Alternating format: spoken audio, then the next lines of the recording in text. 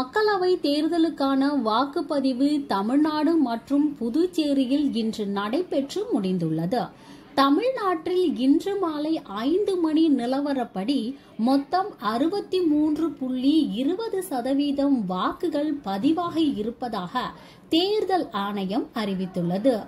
இன்று தமிழகத்தில் தேர்தல் நடைபெற்ற நிலையில் திரை பிரபலங்கள் பலரும் இன்று தங்களது வாக்குகளை உற்சாகத்துடன் செலுத்தி தங்களது ஜனநாயக கடமையை நிறைவு செய்தனர். நடிகர் அஜித் இன்று காலை முதல் ஆளாக தனது வாக்குச்சாவடிக்கு வந்து தனது ஜனநாயக கடமையை நிறைவேற்றினார். சென்னை ஸ்டெல்லா மேரி கல்லூரியில் சூப்பர் ஸ்டார் ரஜினிகாந்த் தனது வாக்கை பதிவு செய்தார். அதேபோல நடிகர் தனுஷ், இசைஞானி இளையராஜா, நடிகர் விஜய், நடிகர் விமல், நடிகர் விஜய் ஆண்டனி ஆகியோர் தங்களது வாக்குகளை பதிவு செய்தனர்.